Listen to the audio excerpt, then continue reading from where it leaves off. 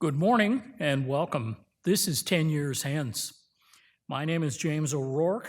I'm a teaching professor of management and organization here in the Mendoza College of Business and am former director of the Fanning Center for Business Communication. I'll be your instructor and host for this lecture series. We've arranged a series of 8 lectures for you that I think you will find both interesting and exciting. Our aim is to engage in some structured speculation about the future, specifically the decade just ahead and the world we're likely to inhabit 10 years from now. We'll do that from a number of perspectives, but all of it will be focused on one subject: the promise and peril of artificial intelligence. Our speakers come to us from many parts of the nation. Somesh Jha is Lubar Professor in Computer Science at the University of Wisconsin-Madison. We'll meet him in just a moment. Ahmed Abbasi is the Giovannini Professor of IT, Analytics, and Operations in the Mendoza College of Business at Notre Dame. Henrik Christensen is Qualcomm Professor of Robotic Systems and Distinguished Professor of Computer Science and Engineering at the University of California, San Diego. Anu Bradford is the Henry L. Moses Distinguished Professor of Law and International Organization at Columbia Law School, Columbia University in the city of New York. Manuela Veloso is the Herbert A. Simon University Professor Emerita at Carnegie Mellon University. She is currently head of artificial intelligence research for J.P. Morgan. Zico Coulter is Associate Professor of Computer Science at Carnegie Mellon University in Pittsburgh. Nicholas Barente is Professor of Information Technology, Analytics, and Operations here at Mendoza College at Notre Dame. And Maria Milavi is the Elizabeth D. and Thomas M. Holder Chair and Professor of IT Management at the Scheller College of Business, Georgia Institute of Technology. We'll gather here on 7 more Friday mornings during the spring semester, beginning promptly at 10:40 a.m. Thank you for being here. We'll conclude about noon. In order to make this productive for all, I have a few requests of you. First, for our alumni, friends, and associates joining us through ThinkND, you'll be able to log in and join our lectures on demand this year at your convenience. Just go to ThinkND and follow the prompts. For all students and guests, please review a copy of the syllabus and make a note of the dates on which we'll gather here. It will not be every Friday, but select Fridays.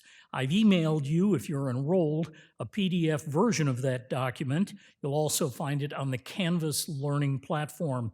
If anyone else who is not enrolled would like a copy of the syllabus, please email me at jo'rourke@nd.edu. I'll send you one. If you hope to receive academic credit, you will be required to attend all scheduled lectures. I will handle exceptions to the rule personally. Even if the absence is university approved, excused, and properly documented, you will still need to make up the work by summarizing the lecture you've missed or another lecture on campus. See me for details. This should be relatively easy. And if you're enrolled for credit, you'll be required to produce an original research paper on a subject related to our theme. On the Canvas platform, you will find a number of articles from the popular and scientific press on subjects directly related to our chosen theme of artificial intelligence. I ask that you read at least one of those articles each week. They're all fairly brief, and use the content to help formulate a plan for your research paper. Again, if you have questions, please check with me. Finally, for those here in Jordan Auditorium, I am asking that you switch off your mobile telephones, laptop computers, iPads, and other electronic devices. I thank you for doing that.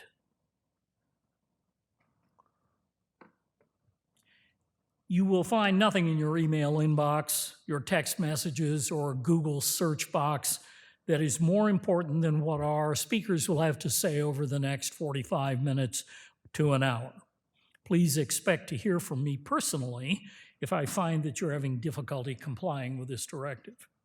When our speaker concludes his remarks today, we'll offer you an opportunity to participate by asking questions. You can see we have microphones at the foot of the stairs. They will be switched on, and I'll just ask that you come down and ask your question. We need to use the microphone first so you can be heard in the room, but secondly, so that we capture your question on our digital recording. Somesh Jha comes to us from the University of Wisconsin-Madison. He received his B.Tech in electrical engineering from the Indian Institute of Technology, New Delhi. He received his Ph.D. in computer science from Carnegie Mellon University under the supervision of Professor Edmund Clark, a Turing Award winner. Currently, Dr. Jha is the Lubar Professor in Computer Sciences at the University of Wisconsin. His work focuses on analysis of security protocols, survivability analysis, intrusion detection, formal methods for security, and analyzing malicious codes. If that doesn't slightly put you on edge, it has caused me concern. Recently, he has focused his interest on privacy and adversarial machine learning. Somesh Jha has published a number of articles for highly refereed conferences and prominent journals. He has won numerous Best Paper and Distinguished Paper awards. Professor Jha received the Computer-Aided Verification Award for his work on counterexample-guided abstraction refinement. He has also received the ITT Delhi Distinguished Alumnus Award. Professor Jha is a fellow of the Association for Computing Machinery, the Institute of Electrical and Electronics Engineers, and the American Association for the Advancement of Science. Ladies and gentlemen, please help me welcome to the stage of Jordan Auditorium, Professor Somesh Jha. Thank you, James. So before I start, I always, whenever I visit a place, I try to find a connection to that place. So I was thinking, what's my connection to South Bend? As you heard, I got my PhD at Carnegie Mellon and then went to University of Wisconsin. Both my kids got their undergrad at CMU. My son now is a professor at CMU and he's an economist. And so I made that drive from Madison to Pittsburgh more than I could count. And I always used to see South Bend, Notre Dame exit, and I've never come. And so I really appreciate James. It's an exquisite campus. Thanks for inviting me. Okay, so this is like the wet floor sign you see on the airport, right? So I'll start with a caveat. So the ML landscape completely changed circa 15, 16 months back with the news of ChatGPT. So in some sense, just like we talk about historical events like AD, BC, there is like pre-Gen AI, let's call it PRG, and post-Gen AI, POG, right? So a lot of the talk is about PRG, and then I will touch on some stuff that relates to Gen AI. Okay, just wanted to kind of bring that out because literally there is so much hype in Gen AI now that I was at a talk, I was not giving it, somebody else, at one of the Stanford events, and literally somebody raised a hand saying, is this about Gen AI? They said no, and then there were like a bunch of people who left the talk. So I just wanted to kind of give that sort of caveat. The other thing I wanted to just say is I do spend time at Google, so I spend around 25% of my time, but none of what I'm saying represents any of the Google views of Google and so on. Okay, so the way I've structured this talk is just like a lawyer gives his brief. Right? They say, hey, defendant X is guilty, and here's evidence that I'm going to use to prove it. So this is kind of my key takeaway. So I've sort of front-loaded my key takeaway before, and then I will tell you, sort of make a case for this as we go along in the talk. So, if you're purely in a machine learning mindset, what do? You will, let's say you're analyzing health records and so on, you will train your model. You say, hey, this is giving me pretty good accuracy. I mean, for example, I was telling James that I do a lot of work with Duke Medical, and we just had an ML model for predicting breast cancer from some patient data, and you'll say, oh, this is a pretty accurate model, we are done. You throw your hand out. Unfortunately, what happens in a lot of settings, as you will see later, is that's not enough. You need to look at things like how adversaries might manipulate the machine learning system, whether the machine learning system is fair or not across various demographics and so on. And for those kind of dimensions, you actually need a very security kind of mindset. Just think about things like, cars, right? When you test a car, you just don't test like, oh, it goes this fast. You do crash testing and so on. And that's kind of the main purpose of the talk, is that we need more of that as machine learning is deployed in more settings, okay? And so we need actually more security, privacy, cryptography type folks to cross over into machine learning, which is happening quite a bit, but we need it more. Hopefully that's what I can convince you of. For example, there's a conference that started a few years back called SAT-ML, which tries to bring people from security and ML kind of together. But we need much more of that's happening. Okay, so I don't need to convince you of this, right? If you read the news, you will see that machine learning is being used everywhere: transportation, healthcare, energy. You just want to turn down the volume. Oh, okay. Yeah, I have a loud voice. I do have a loud voice. It comes from singing training, I think. Education. You're good? Okay. Now this is just like a dig to my family. Like most of the people in my family are medical doctors, and they keep telling me that I'm not a real doctor, sort of a PhD. So 2017, since there are a lot of articles coming out that, for things like radiology, some readings, it's actually beating medical doctors. And obviously it's used in a lot of business scenarios. Sort of obvious is finance for prediction, marketing analytics, customer targeting, customer help. Just this article was in Harvard Business Review, which basically lays out a lot of use cases of machine learning if you're interested in that. So basically, it's being used, is touching every sector that we can think about. Okay, so now our story begins in 2013, and I see a lot of young faces, so 2013 is quite long back for some of them. And you started seeing news stories coming out that machine learning was reaching or beating human level performance, okay? So for example, recognizing objects, faces, solving captchas, and so on and so forth. I think 2013 is when you started seeing a lot of articles like, hey, this machine learning system is beating radiologists in reading radiology readings. What happened simultaneously is people said, let's not move this quickly. And there was this innocuous looking paper by Goodfellow and Ian Goodfellow and his colleagues at Google that came out. What they showed is that they could take a picture of something like sort of a panda or something and change very few pixels, and the state-of-the-art machine learning model started saying it's a gibbon, okay?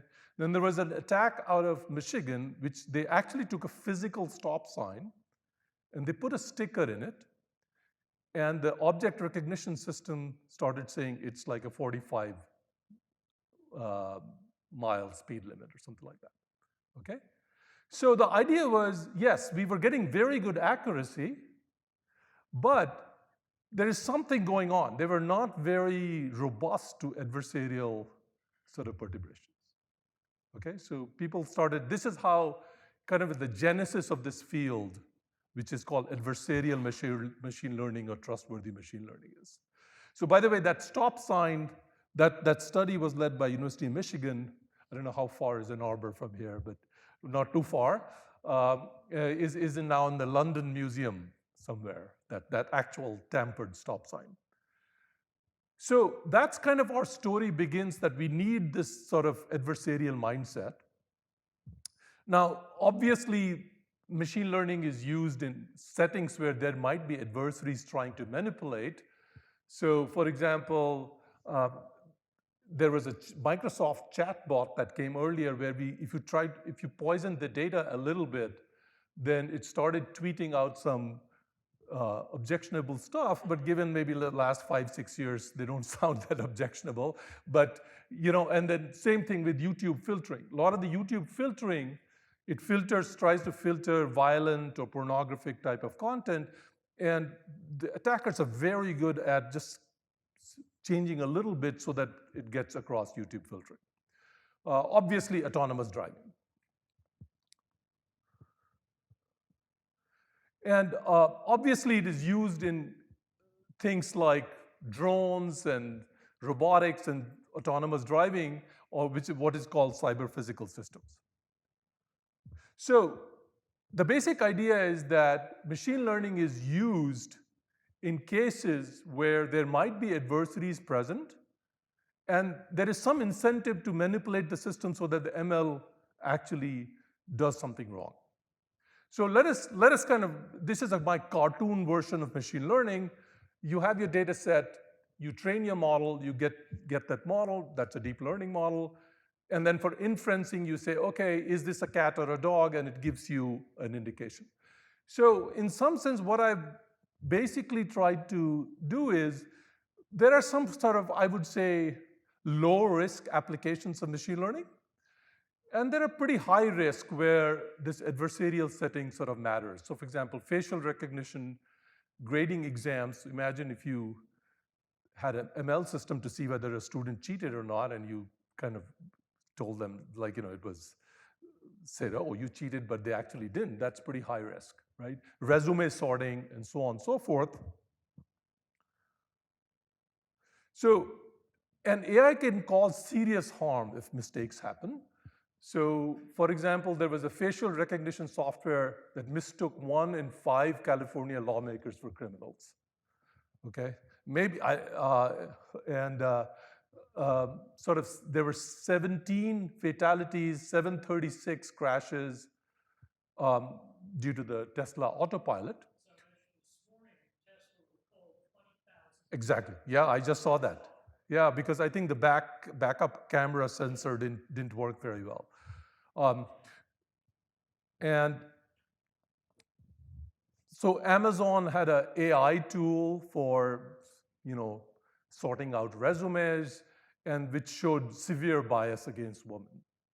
And so they kind of actually recalled it. So the idea here is that mistakes due to AI, either harmless or induced by an adversary, can have a huge cost.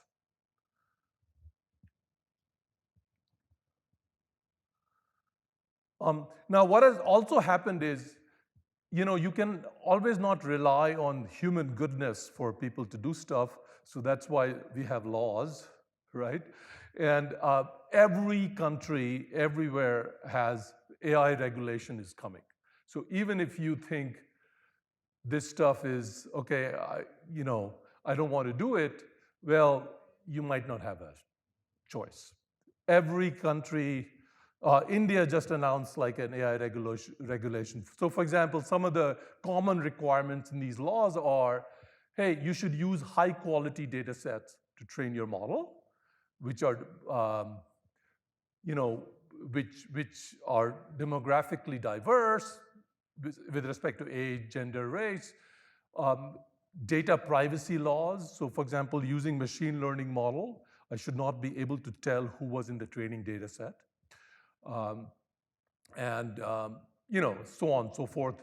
And, all laws are different, but there are some common threads through that. So even if you don't think this adversarial mindset or trustworthy machine learning is useful, well, your hands are tied as a company. You might have to do that anyhow because of the laws. And there are more coming, okay? For example, FTC and NIST just said that they're going to start looking at, hey, these big companies like OpenAI, Google, Anthropic, they might be manipulating and they might be building monopolies in AI. Okay. So that was the case so far, that it is not enough to take a machine learning model and look at its accuracy and utility. You have to look at other dimensions, like whether it's biased, whether adversaries can manipulate it, and so on and so forth. Okay? Now we get, okay, what do we do about that? How do we think about these problems? And that's where the security mindset comes in. So the basic premise of the talk is that you need the security mindset to think about these machine learning systems. It's not enough to just look at accuracy.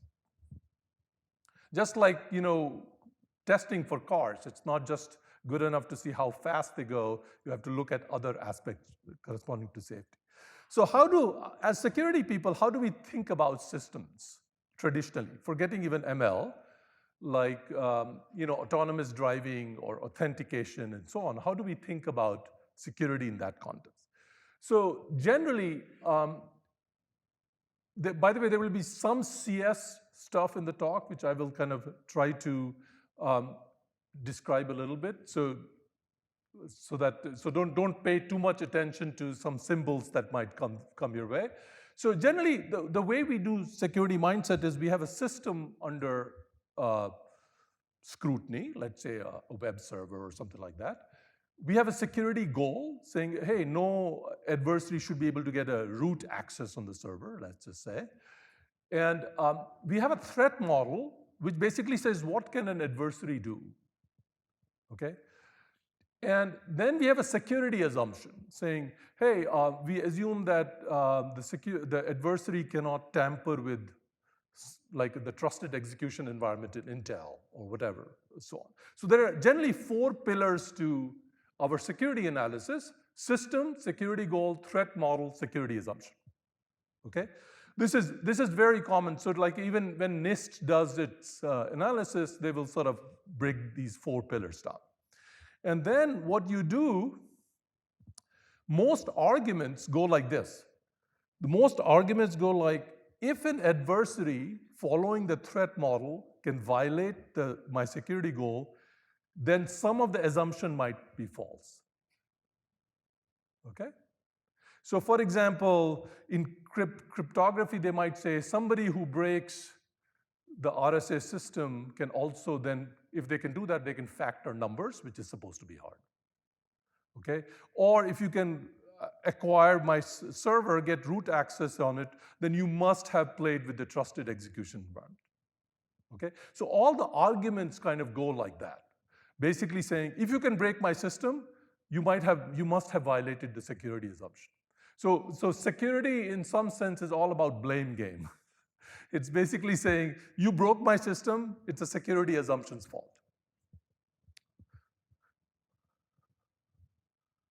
And I'm kind of like a little bit hand-wavy here and sort of abstracting a little bit. So how do systems actually get broken, right? So, you remember the Colonial Pipeline fiasco that happened, the ransomware, was it last year or 2 years? I think after COVID, all the time has just blurred in my mind. I think basically what happened there was there was a person who left the company, and the credentials were not revoked. So the credentials were still active. And what happened is somebody got hold of those credentials, logged in through him, and then got all the files, encrypted them, and then say, oh, if you don't pay us X number in Bitcoin, then we're going to delete all these files. Okay, so systems do get broken in real life. You probably see noise a lot, in news a lot. So how do they get really broken? First of all, this kind of shoddiness that I just talked about at Colonial Pipeline. The threat model might be too weak. So for example, in cryptography, you say, oh, this problem is hard, but it turns out it's not hard. But then I think in a lot of cryptography, in security, the way things move ahead is some very ingenious breaks come across. So for example, there was this very interesting paper by Paul Kocher 20 decades back called Power Analysis. So when you have cryptography, the main thing you want to say is that nobody should be able to get the secret key out, right? Once the secret key is out, the game is over. But what he found is that if you look at the power consumption of these algorithms in sort of like a, through some hardware, that is a side channel for the secret key. So that's called power analysis. So that spawned a huge field. Then there was a paper from Stanford by Hovab Shakam called return-oriented programming, which basically said, generally what happens in buffer overrun, right? You overrun the thing and you inject some code that the attacker runs. Here, he basically said you don't have to do that. You can use existing gadgets in the program. So all I wanted to say is that these ingenious attacks, this whole cycle of attacks, fix, is how our field moves in security. This is, unfortunately, that's the case, okay? And generally, at least as a security privacy crypto researcher, you don't, if somebody, like I put out a paper and James breaks it and writes another paper, I'm not going to start making cold, angry calls to James. It's just part of our ecosystem, this attack fix cycle, okay? In fact, I have broken some systems. My papers sometimes have been broken. So the whole idea is this is how this cycle is how the field moves on. So I don't know whether you've heard of the meltdown specter things on hardware, attacks on hardware. It's basically an attack on speculative execution in like Intel and other chips. And what happened is when these attacks were coming out, a lot of the hardware folks were like, okay, what's going on? And I think that's what the mindset difference is, that attack fix cycle is not there in other fields. And that's what we want to bring to machine learning. Okay, perfect. So by the way, this is Nikita Borisov, who's a professor at University of Illinois. I purposely chose a goofy picture of him. And he basically said, yeah, but most security papers don't have proofs, like I talked about, right? And that is true, but they do have this mindset of those 4 pillars I talked about. Even if there's not like Greek symbols of doing proofs, they have those 4 things in mind, like security goal, assumptions, trusted computing base, and so on. So that kind of permeates the entire field, and the whole premise of the talk is that we need more of that in machine learning. Otherwise, we will not be building safe machine learning systems.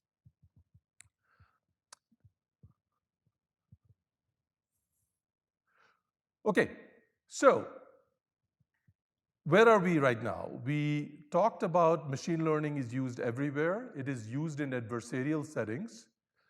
I talked about the security mindset, how it is missing from the machine learning side.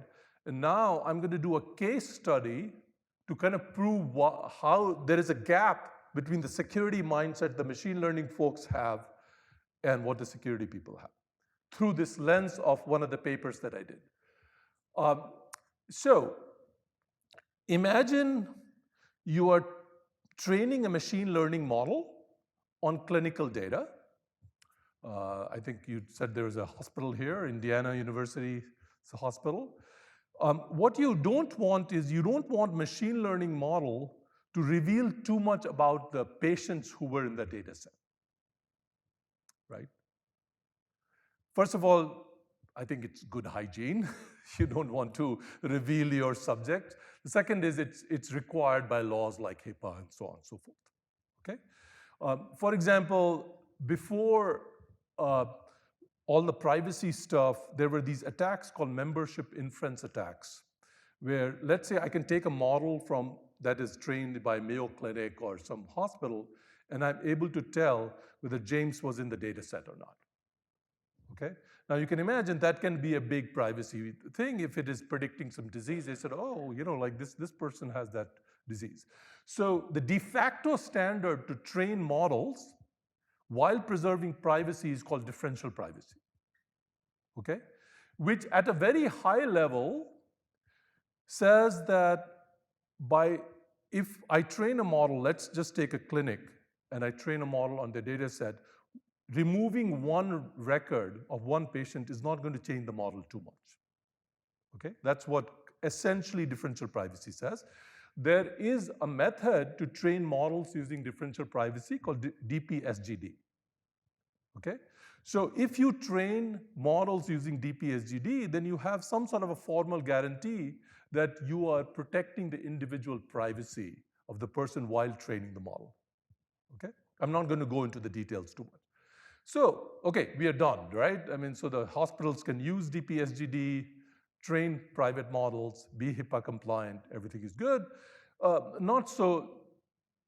not so good. So there's a bad news. By the way, that's like the India losing the cricket cup, which was the bad news for me. That's why that picture is there. What happens is if you train your model without privacy and you train the model with privacy, there's a big accuracy drop. Okay? So the private model is not as performant. By the way, what is the world's most private model? It doesn't matter what the data is, always gives you the same answer. You can't get more private than that. But that's useless, right? So here there's a big utility drop in where you train the model with privacy and without privacy. Okay? So imagine if you are Mayo Clinic, and actually there was a study done at Mayo Clinic where they had a machine learning model prediction to take patient demographic data and do some prediction how likely the person is going to get breast cancer or something like that. And they trained using the regular model and using this differentially private version, and they saw that the accuracy really dropped. Okay, so then you cannot use this in diagnosis and so on and so forth, right, if the accuracy is so low. In fact, there was a very nice paper from Stanford that showed that with deep learning big models, if you care about privacy, it's probably better to do better feature engineering and use shallow models than deep models, and so on and so forth, okay? So there's bad news here. The bad news is we do have a solution to train models privately, but there's a big accuracy drop. So people have been trying to work on that. And this is like a case study. So this is my exhibit 1 for the case that I want to make. There was a paper that came out of Princeton called InstaHide. Okay? And the idea is very, very simple. And again, this will tell you why these guys didn't analyze their system using the security mindset. We broke the system. This was a paper. I was involved, and there were some people from Berkeley and Google. And this is more, I wouldn't worry about the specifics too much. This is more about how the security mindset is missing in machine learning. So again, let's take a very simple example. There is a concept you want to know whether a picture is a dog or a cat. You have a learning algorithm, you get a model, and once you have the model, you feed a picture through it, it says it's a cat or a dog, right? You want to make this process private so that the sensitive information from here doesn't leak into the model. So what does InstaHide do? Basically, think of InstaHide as taking this data set and encoding it in a certain way, the data set. Sort of think about obfuscation. And then you learn on that encoded images rather than the old images. So if you think of this as medical records, this is some encoding of the medical record, and then you're learning on that. And the idea is that if the encoding is private, then by definition, your model is going to be private, right? That was the idea of InstaHide. And that's basically what it is saying, is that you basically encode the data set in some way before you actually do the learning. Great idea, right? I think if this was true, for example, if you're a hospital, what you'll do is you take your data set, you encode it using InstaHide, and you release it to the public, and people can learn on that encoded data set. I mean, this is like, but it kind of sounds too good to be true, just like the bridge in New York, right? I mean, it's like if this was true, it will solve the privacy problem. So we started looking into this, and mostly looking, first of all, the paper, by the way, the paper is very, very well written, the InstaHide, so there's no problem with that. I started looking into this in the following way. There's a company in Madison called Epic Systems. They do so whenever you go to your doctor, if you look in there on their console, it will say Epic My Chart. I don't know whether you have seen it. They're basically a medical, sort of a billing company, and sort of like they do most of the stuff, and I think they kind of own that market, it looks like. And somebody from that company called me and they say, hey, there's paper called, you keep telling us that learning private models is hard, but look at this paper from InstaHide, and we were going to use it in our thing. And again, the thing with differential privacy is that it has gone through the academics rigor and scrutiny. InstaHide was just a paper, but you can see how sort of a hospital or a company like Epic might think that, oh, this is the solution, right? Because these are very respected authors from Princeton and so on. So we started looking at it in an adversarial way.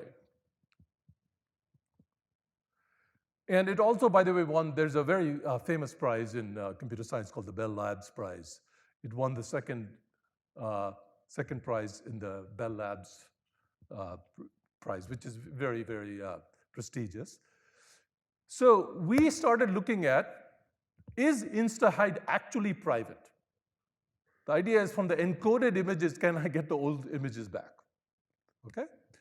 And can anything like InstaHide be private? So we started looking at those questions, again, looking at the security mindset. And just a little bit, I won't get it too much. There are two steps to InstaHide. What it does is it has a private data set. Think about medical records. It has public data set. Think about like you scrape Instagram and Facebook.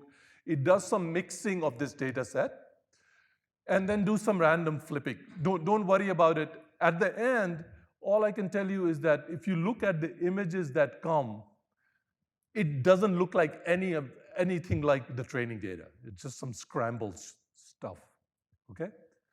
But what is cute about this is that if you now do a learning on this model, they were getting very good accuracy. So remember how I talked about the DPSGD, which has rigorous thing where there was a big accuracy drop? These guys were getting accuracy drops of like 1%, which is very acceptable, 1 maybe. Okay, so then we started thinking, is that if the machine learning model, the accuracy is only dropping so much, it must be keeping some signal, right? I mean, it's like, otherwise, why the heck is it performing? I mean, it's like if I give you random images, you shouldn't be able to tell whether it's a cat or a dog. There should be some signal in these encoded messages that ML is picking up. And so what we did is, we were able to come up with a metric to cluster these encoded images such that the encodings of the same image are clustered together, and then we were able to recover the old messages. It's a pretty sophisticated attack. I don't want to go through it.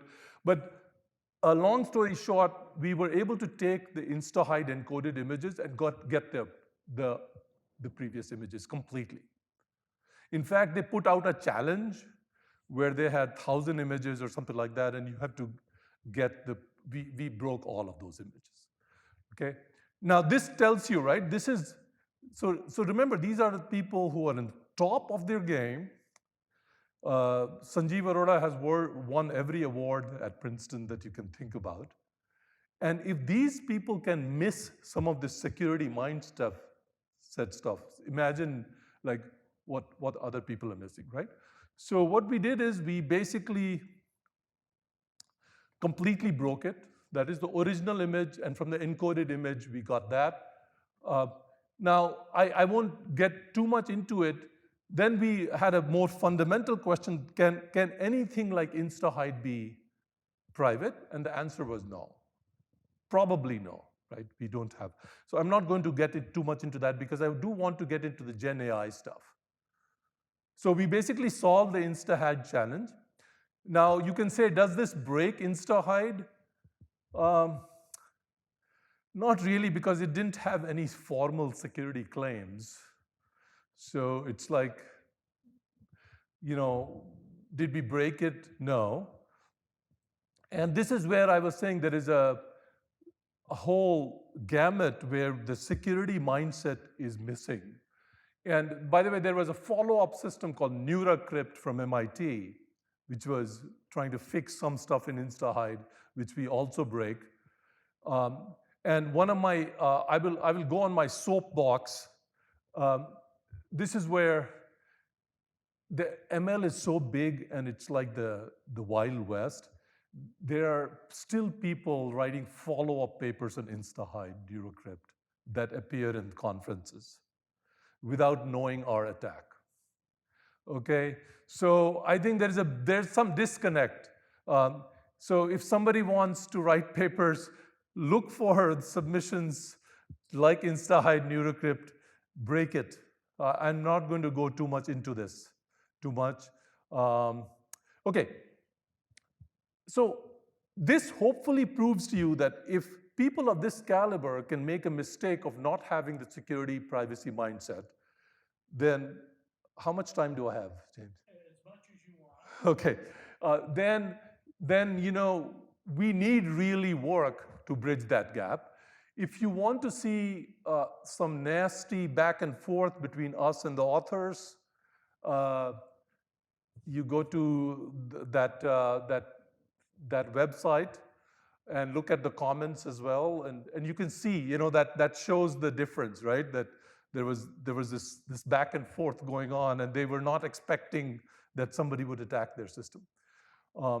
And instance encoding is not an isolated case.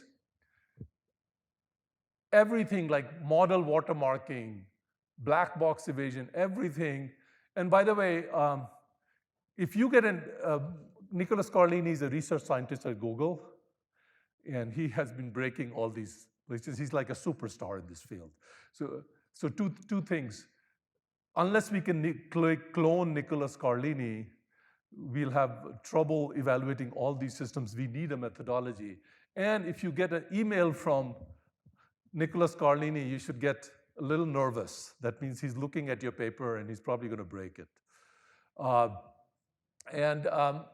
So, as I said, these Princeton people did put out a challenge, which we broke, but is that good enough?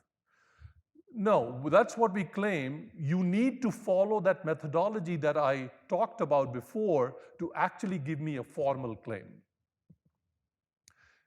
And I'm not going to sort of say too much about it. Just doing a challenge is not enough. You have to do the security analysis. For example, I don't know whether you know this, the Zodiac killer, I don't know whether people have seen that movie, was used to send the notes in this cryptogram, which took 50 years to break. Okay, but it's not a secure crypto system. So that's the whole idea, that modern security cryptography goes like this. You give me a security claim, and you give me some sort of an argument or a proof that it is secure. And what we are claiming is we want to do the same with ML. Okay, I'm not going to get too much into this. I'm going to a little bit touch on Gen AI, James, just because I think this is kind of the topic of the day. If you don't cover it's sort of done. Now I'm going to sort of switch gears. So hopefully I've convinced you that you need a security, privacy kind of mindset in machine learning, which is right now missing. Now what we did is we did a workshop that was co-organized with Wisconsin, Google, and Stanford on, remember, this is just when ChatGPT, all that stuff had come out, that how does these technologies change the landscape, the threat landscape? How can adversaries use it?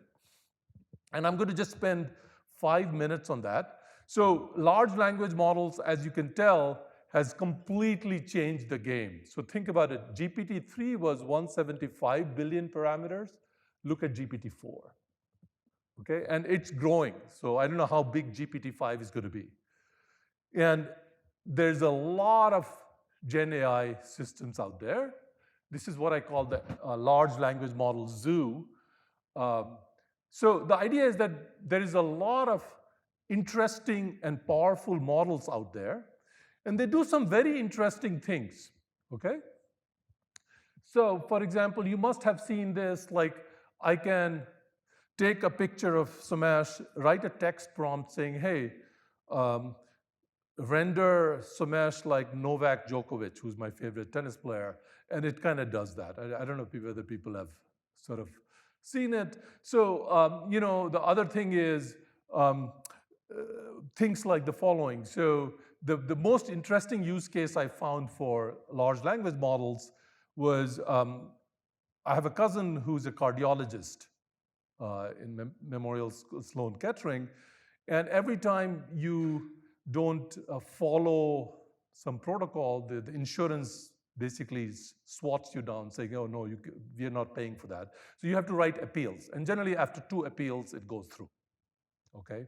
But it takes this cardiologist, very high paid, 2 or 3 hours. So he just uses GPT-4 actually for now. He just puts these prompts of this and gives them examples of this, and he says he's done in like 20 minutes writing an appeal. So it is really performance system, but in this workshop, what we said is, okay, this is all the Gen AI capabilities. How can attackers use this? So how many of you have heard the term dual use? Everything in life or technology has dual use. So in Wikipedia, it says, basically, like ammonia was revolutionized agriculture, but was also used for chemical weapons. So the dual use basically says technologies that can be used for both good and bad. Okay, I don't know where the term comes from, but in security, we use it quite a bit. So in this workshop, what we said is that, again, going back to the security mindset, how might an attacker use Gen AI technologies? So for example, cryptography, there is a lot of dual use. So for example, your WhatsApp communication is encrypted end-to-end. Well, but that also is bad because, you know, you cannot snoop on communication of some bad actors. And I don't know whether you remember when WhatsApp introduced this end-to-end communication, the Justice Department was not very happy. William Barr was actually thinking of coming after them. Same thing, right? So there is this whole industry called encrypting data at rest. So the idea is that if I leave a laptop somewhere, people can't read the files, but the same technology is used by ransomware.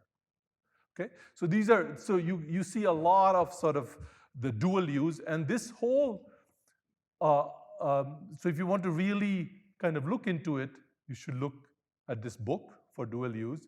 So what we did is we said, okay, now that the Gen AI technologies are there, how can attackers might use this, and how will the threat landscape kind of change? Okay, that's what the whole workshop was about. We had a lot of speakers and panelists, and you can look at the paper that came out of there. I'm just going to talk about few highlights. So it is very important also in the security mindset to look at emerging technologies and how adversaries might use it. So these were the questions that we looked at in our, but by the way, the DARPA director gave an excellent talk at the workshop. So here is some of the stuff that came through. We believe that these attacks will become very easy now. And let me talk about a couple of them, which is very interesting. So how many of you have got a spear phishing email? Like I was in a conference in London and I got an email saying, hey, I'm your brother. And the brother's name was fine. I'm in London right now and I'm stuck and I don't have any money and can you send me some money? Have you, like, yeah, you probably, few of you. And the way they do it is they kind of look at your website and Twitter feeds and all that and see what's going on, and then they craft some email based on that. And you can imagine those emails are called spear phishing because that's kind of targeted, have much higher success than random, like, hey, I'm a Nigerian prince, give me $5 million, right? And nobody clicks on that. There was, the DARPA folks were very worried about the spear phishing. Now, look what I can do. I can scrape a conference's website. Let's say James is hosting a conference. I scrape it up, look at all the speakers, look at the flights that are coming into South Bend, look at other information, feed that as raw data to GPT-4 and say, hey, give me mass emails for spear phishing. Okay, for all the speakers and attendees. And they are super worried about that because at least the DARPA the director said that is basically, essentially will be like havoc, right? So spear phishing was possible, but now it's possible on steroids with GenAI. Obviously fake news, right? Does anybody recognize this? There was this Twitter that kind of blew up that, hey, Pentagon is on fire again. Somebody told me that that's not Pentagon, but I didn't recognize it. It's not. So, but, you can see that it creates like havoc. And, it just, this is, by the way, using DALL-E or something like Imagen, I have to just write one text prompt. I can do this at scale. And this was some fake video of Putin saying something which was actually not true. But you can imagine that these are so easy now, you don't have to go to Adobe or something and do that this is completely going to disrupt everything. I don't know whether you saw, so the fake news is completely going to become automated. I don't know whether you saw this one thing where the DeSantis campaign put out sort of like a fake picture of Trump hugging Fauci.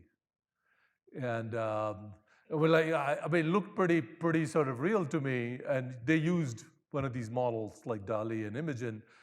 And then somebody did an analysis saying, oh, this is actually from Imagen and or DALL-E or one of them. And they said, well, it's just like a meme. But is that really like a meme? So deep fakes are completely changing the game. What was taking multiple hours is taking maybe just half a second or less. So there was a very interesting paper. So this is all kind of like saying, how will GenAI completely change our threat landscape? There's an interesting paper from our old friend, Nicholas Carlini from Google, who took a system that came out in a conference, one of the top conferences, and entirely broke that system by only prompting GPT-4. None of the code was written by him, okay? So imagine what this means for security. So for example, if I want to get into your system, I will give a description and all that, just prompt GPT-4. This just scared the bejesus. There were some DARPA folks at that. This just like, I think you could see the director's face go red after he. Which one? This one? Yeah, yeah, exactly. I mean, it's like basically web. No, you don't even have to think about this. He was just, the whole paper is about just prompts to GPT-4, and he was able to attack that system called AI Guardian. So what I want to say is that because of Gen AI, I'll be done in a couple of minutes. The entire threat landscape, we have to completely rethink all the security stuff that we have been doing. Okay? And which is happening. It's basically sort of essentially has upended what attackers, it has basically given advantage to the attackers rather than the defenders. Okay? And then we talked a little bit about sort of some defenses that are coming out of there. But coming back to my old theme about security mindset, in some sense, in this post-Gen AI era, we have to totally think differently. A lot of stuff which we thought wouldn't be done can be done very easily. Okay? Two interesting defenses that came out were deepfake detection. How can you tell whether a picture came out of DALL-E or is it a natural? In fact, that was in the Biden order that as one of the more important problems. And then also watermarking. So the idea is there is a lot of, so how do you tell a content came from ChatGPT and it's not natural content? Okay, so what they do is there is something called watermarking where you introduce some signal in the output of the watermarking which you can detect later. And then you know that sort of it came from some Gen AI technology and not, and you can use it in other decisions and so on and so forth. Watermarking has been, in most of the Gen AI technologies, watermarking, they have said that big providers like OpenAI, Google have to watermark their model. Okay, that was in the sort of the executive Biden's executive order and other stuff. So the idea is there are some defenses coming out, but we have not done this security analysis of these defenses yet, that how easy they are to bypass. So just to be sort of honest, I think this Gen AI has completely upended our threat landscape, and we need to really think about security in a new way. So for example, there is an election in India that's going to happen, and they're calling it the fake news election, because none of the tweets from any of the parties you can believe. For example, there was a candidate out of one of the states who posted a video of him speaking, in that local language. It was all fake. He's actually a London, he's educated in London, can't speak a lick of the language. And it's basically so the whole idea is that coming back to our security mindset, that whole Gen AI has completely put a wrinkle in what we think attackers can do.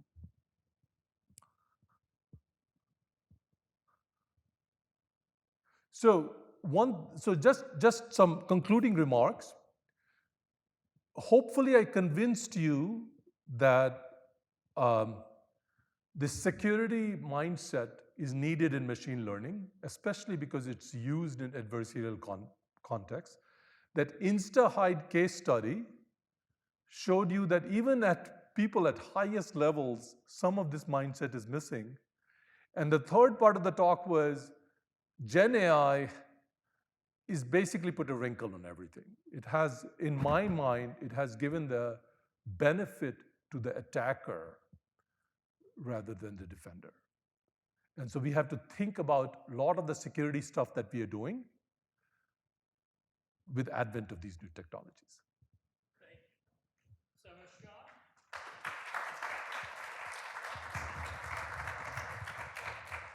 Jha. We will get to student and guest questions in just a few minutes. I do have a couple of questions Sure. I'd like to begin with, so think about your questions now.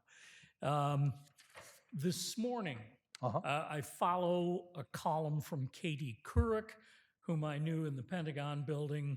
When I was working there, I looked at the picture, I said, it's not the Pentagon building. Yeah, I know. So I've worked in that building. Katie is a great journalist. She has her own column now. She no longer is at NBC. But this morning, I am a Swiftie, and if you are too, you're the lucky one. Thank you. I saw a photo of Taylor Swift, and it says, "Deep fake deluge." AI-generated images of Taylor Swift swamped social media this week, underlining the dangers of technology that can create convincing, non-consensual images. The fake, sexually explicit pictures mainly circulated on Twitter X, with one being viewed 47 million times before the account was taken down. Though platforms like X are developing their own AI products, they've yet to create tools to detect AI creations that go against their own guidelines. So, two questions based on what you've had to say. One is the set up the model, people break it, apologize, and roll out a fix. God bless the people at Notre Dame AI. I must get 3 or 4 immediate urgent fixes a week that I have to load onto all of my devices because they've found someone exploiting them. That model doesn't work anymore, does it? No. And I think it is even worse. What happens is we have a paper that recently came out. There are a lot of deep fake detectors. So Facebook X is trying to develop these deep fake detectors, saying that, is this picture of James real, or it came out of DALL-E or Imogen? Right. And by very simple sort of manipulation, I can fool those deep fake detectors. The problem is the volume. Yes. Facebook says, they've declared publicly, that their AI can detect 90% of the violation of terms of service. The 10% that remains is a number in the hundreds of millions a day. Exactly. That's a very, as we say in the business school, that's a big number, okay? So what did Facebook do in response? They said, well, our AI isn't smart enough to catch all of it. We think the 10% is trivial. A number of people pushed back, so they invited in Accenture to moderate content on Facebook. Accenture is getting $500 million a year from Facebook. This will give you some idea what Facebook revenues are. They're just a subcontractor, right? The problem at Accenture, and I've talked to Julie Sweet, I've talked to all kinds of other people in comm at Accenture, they say they can't keep anybody on the team. People moderating content are seeing the worst that humanity has to offer. Public beheadings, child pornography, I mean, on and on and on it goes in the millions. And there just are not enough human beings to sit and watch this stuff. They bring in, psychologists to counsel them and golden retrievers and free M&Ms. It's not enough. So the question, honestly, is, should we be going after the code, or should we be going after the people who make money from it, such as Meta, Facebook? I don't know. I have to be careful here what I No, don't be careful. Just say what you're thinking. I think the thing is, I don't think you can solve the problem. In sense, it's kind of the cat is out of the bag. So, for example, when that Trump hugging Fauci thing came out. Well, I knew that would never happen. So that's how I knew it was fake. But who knows, right? I mean, Sure. you have I sort of went to DALL-E and I sort of gave a text prompt, and I was able to do it like in no time. So the thing is, there has to be something done so that like watermarking, where you can say, oh, this actually came from DALI, Imogen. Without this, I think having Accenture has a sweet deal, good for them, but I don't think that's a scalable solution. By the way, the CEO wants to quit that contract and the board won't let her. Oh, I see. I don't think you have to do something technologically, like watermarking content so that you can tell it came from Imogen or something like that. Otherwise, I don't think throwing humans at it. And I agree with you that it's like, all ills of humankind show up in these things. Show up on the internet. So, yeah. we're not immune to that. I'm still a big fan of the Postal Service. So I am delighted that you're working in an area that I scarcely understand, but I will tell you that part of that frightens me. I go back to your final comment. I don't think we can solve the problem. So do we simply live with it and try to get better as individuals? Or I think the two bright spots is, look, I mean, suppose I'm angry, why don't I, go in an airport and just hit somebody, right? Because they will sue me and, I will. So legislation is a part of it in the sense that if, and I think it is coming. I think there's no question. The thing is, if these companies are really sort of scared that something will happen to them, then do you know why they're frightened? I look at the big five or the magnificent seven, the big tech companies. I am now convinced that they're not afraid of deep fakes, of deception, of spear phishing, of any of this for any reason other than financial. I think they do what they do and put it in the market, and they build in a little risk, a little litigation and compliance, and they try to fence that, saying we're willing to live with chaos, confusion, and human as long as we're making money. As long as we're making money. And actually, one thing is that if you look at these, there are these meetups in White House to talk about legislation AI. All of these people, Sam Altman, they are there in all those meetings. So they are kind of influencing the law in a certain way. But I think the two bright spots is one is maybe the law so that they will be a little scared. And things like watermarking, so on, so that you can at least tell the content. And we are I work pretty actively in that space, watermarking, that hopefully we'll get to a point where you can reliably at least tell, hey, this came from ChatGPT and this is natural. I'd like you to come down now if you have a question and share that with us. I will tell you about an event that occurred about 7 weeks ago in my own classroom. I have students in a three-part assignment look at an industry, an enterprise, and then propose something for that company. And so a young man from Ireland got up and he said, I'm proposing something for Tesla that they don't make, and that's electric motorcycles. They don't make them, but they ought to, and he gave 2 or 3 reasons why. So he said, let me introduce you to the new Tesla electric bike. Boom, up it came. It's gorgeous. And I said, really, if that doesn't exist, where did you get that? And he said, oh, Professor, I told ChatGPT, would you show me a truly cool-looking, futuristic Tesla electric motorcycle that doesn't exist? Boom, up came this. Wow. And then he said, no, wait, there's more.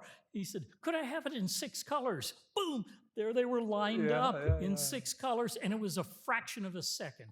What I learned from that moment is how powerful ChatGPT is, even on a simple issue. Exactly. The other thing I learned is that he's an honest man and that he would reveal that and say, oh, none of this exists. I just asked the system to, jigger up something for me. And I thought, I know I can trust what he says. I know the student very well, but there are a lot of people seemingly in advertising and other professions that may not be as honest. Exactly. That's what I think concerns me. Your question.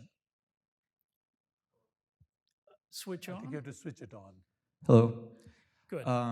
So my question Well, it has kind of like an example to it. A couple of months ago, or I think it was more of a year, there was a picture of the Pope made by artificial intelligence that he was wearing like like gear, like rappers gears, things like that.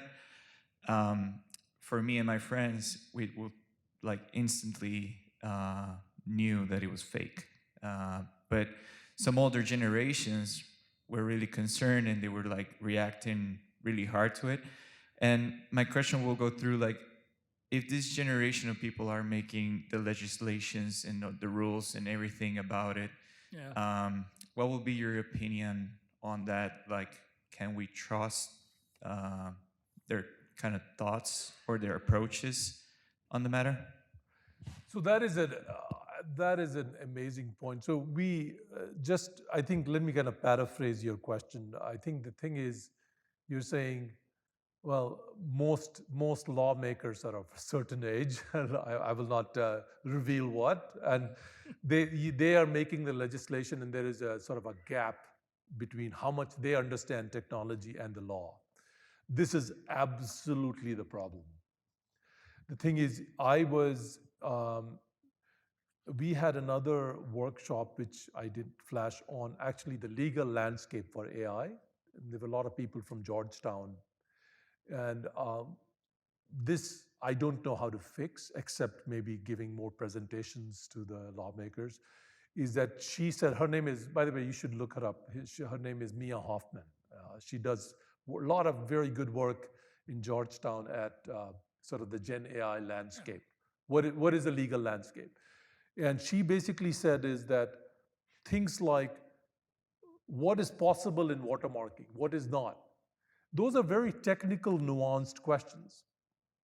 Okay, and the problem is a lot of the staffers and the lawmakers, um, I don't know how Don't many want people, they're nuance. mostly political science, social science majors in some sense. A lot of people from that, or lawyers. I think somehow a lot of politicians are lawyers. I don't know how that happens. And so the idea is that there is a big gap between laws right now and what can be done. In fact, there are laws in the EU AI stuff which if you ask a technical, for example, there is something they have put on learning.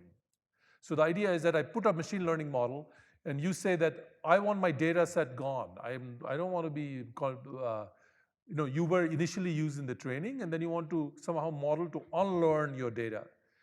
We know that can't be done. It just can't be, technically, but that's in the law. Okay, that is in the sort of the EU law. So that is, I don't know how to fix it except for education and maybe having some technical people also involved in the law, which is not happening right now.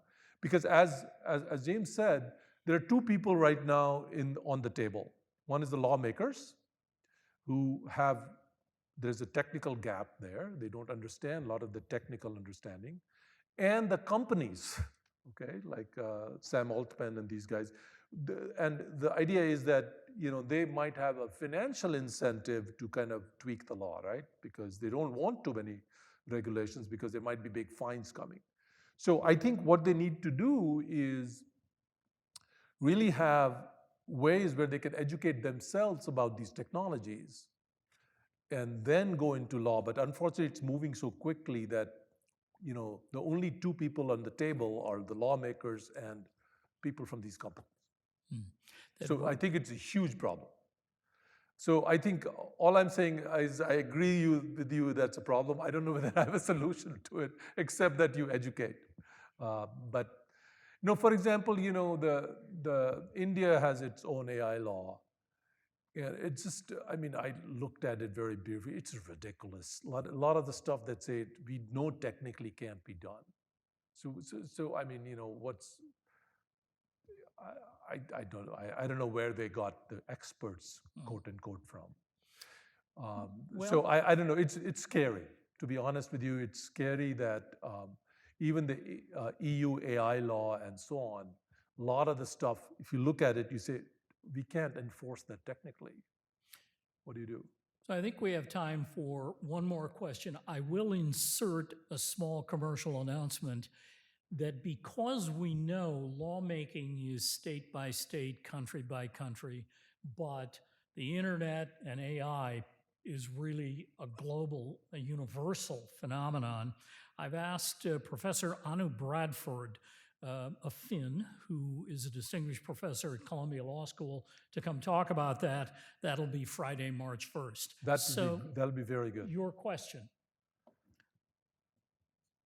I think you need to turn it on. To touch on, Yeah. you said, you've mentioned several times it's scary, and you've sort of dismissed you have lent your expertise to the point that there are no answers in certain areas. So your vantage point is considerably higher than mine, to preface the question. The question is regarding hope. James mentioned that the good actors involved here who are feverishly working have an incredible economic interest. Yes. The bad actors are driven by economic interests.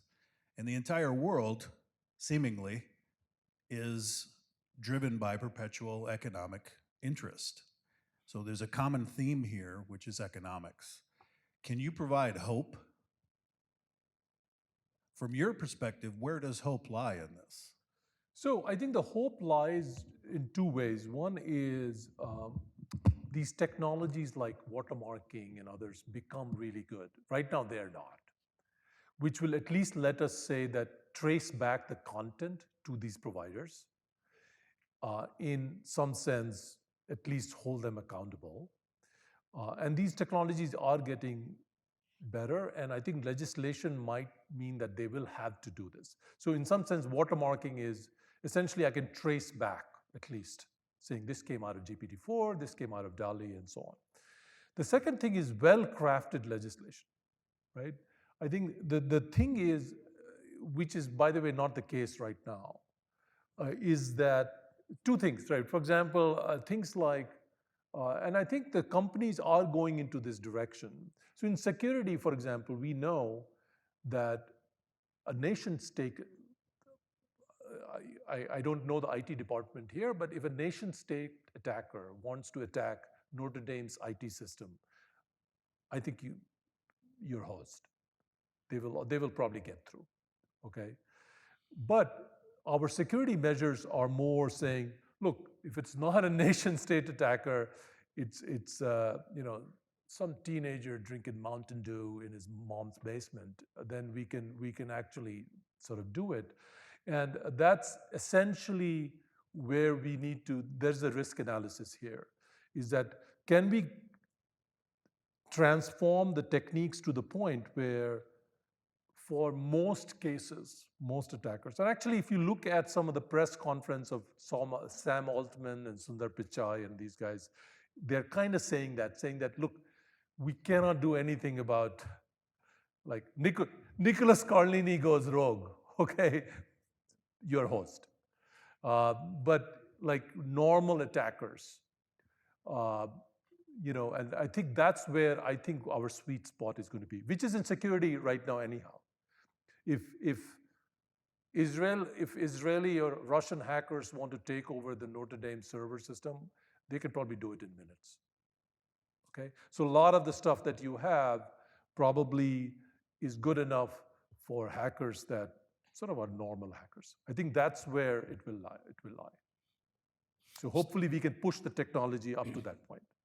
Somesh, could I conclude with an observation? Yes. That I see two issues here. One is that the Notre Dame system, for example, recognizes that an attacker could get in and disable it.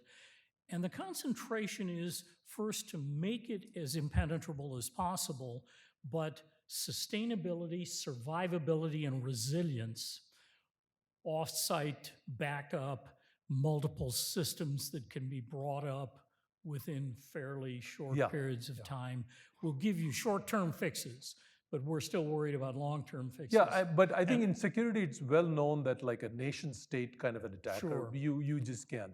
Well, I would say if we go back in history, there's a wonderful book called A Treatise on the Diffusion of Innovations.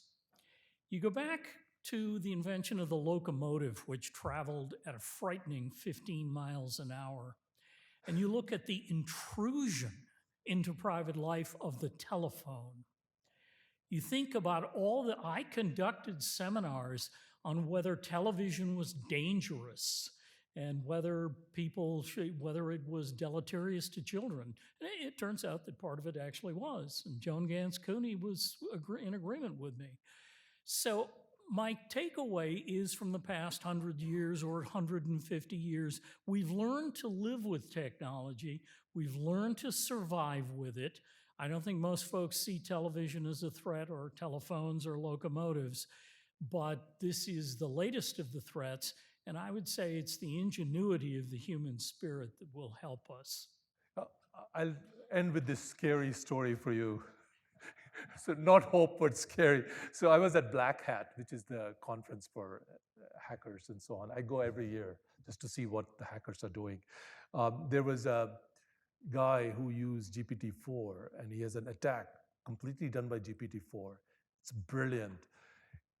Imagine I go into a hotel, Hyatt or something, and they say, oh, your room is 301. He can take that key, and he has an attack where he can then use that key to cut a key for any room. And all that code was written by GPT-4. So it was amazing. It was like, so he could take his key, which might be room X, and then he somehow was able to use GPT-4 to reverse engineer how they cut the key, and then they could cut the key for every room in the hotel. So I encourage you to have faith. Yes. So hopefully our technology will get to the point where only thing we have to worry about is these top-notch attackers and not the regular ones. Somesh, we have for you a TSA-approved for travel. Thank you so much for joining us. It was a pleasure. We're glad you got off the toll road finally. Okay, thank you. So next week, we will have a Notre Dame professor here to talk about AI for social good. See you then.